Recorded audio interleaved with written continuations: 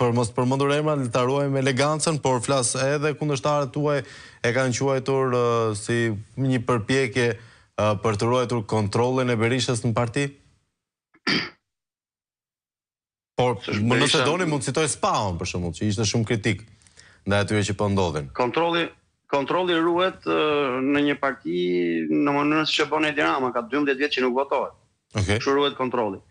Nëse në mënyrë periodike, rutinë, ciklike, në datën e caktuar, i shpall zgjedhjet, dhe i ke zgjedhje të vetmet në Ballkan, do thojë unë, një antar, një vot, për të gjithë drejtuesit e Partisë Demokratike, unë nuk mendoj se kjo është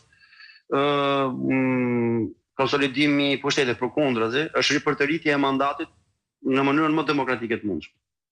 E kuptoj.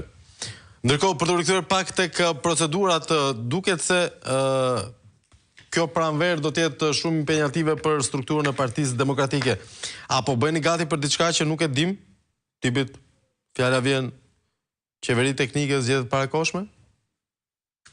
Po, për fat keq nuk është në dorën tonë ti provokojmë as në pranverë as në verë. Sigurisht që është aspirata jonë, është vetëm rrugë zgjidhje për vendin, por siç ju thash, nuk kanë lidhje me ajo që po ndodh Partinë Demokratike, është një proces rutinë që ka ardhur koha të ndodhi mbas 4 vjetësh, ka ndodhur në pranverë të 2021-shit, duhet të ripërtëritur të gjitha mandatet në pranverën në 2022-shit në të 2026-s.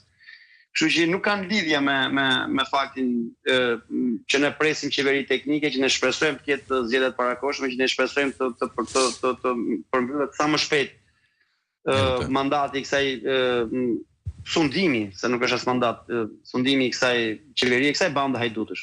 A është ky një moment hapje për Partinë Demokratike apo thjesht reorganizim rutinor, ku nuk ka asgjë interesante për njerëz që aktualisht janë jashtë Partisë Demokratike dhe fjala vjen do donin të kontribonin? Po tash nëse ka një term që është kthyer në qesharak, është ky termi hapje e Partisë Demokratike. Partia Demokratike s'ka qenë asnjëherë e mbyllur. Nëse më në kohën kur Lul Basha e mbyllte me dyert blinduara, po. Shiko, të them të drejtën, ajo ka qenë një moment pse as ai nuk e mbylli dot, në kuptimin e asaj që quhet hapje e Partisë Demokratike. Pa çka nën kuptohet me hapje? Ajo që nën kuptohet me hapjen, sipas mënyrës së tij, domethënë ajo që konsideronte Lulzim Basha hapje ishte merr dikë nga rruga që mundësisht jetojnë në Kanada, vendosen në një pozicion të tillë që të jetë dhe antar i Këshillit Kombëtar, ndërkohë zotëria atje s'dinte gjë fare në Kanada, që kjo nuk quhet hapje. Kjo quhet shkatrimi i Partisë Demokratike. Të kenë të drejtën cili do të kandidojë, të përballet me votën një antar, një vot të demokratëve, të numërohet vota dhe në fund fare të gëzojë rezultatin e votës të përkrahjes së demokratëve, po kjo është hapje dhe kjo është një gjë që ndodh vazhdimisht në Partinë Demokratike.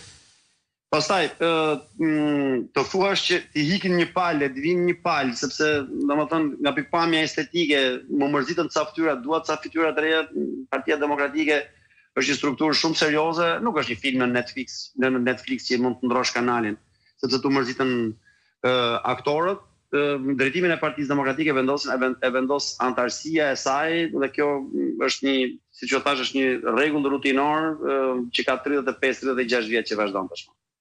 E kuptoj. Ndërkohë, për të rikthyer pak tek protesta e 22 marsit, çfarë prisni? Çfarë do ketë ndryshe dhe pse duket sikur jeni në një presion të shtuar për të bërë gjëra ndryshe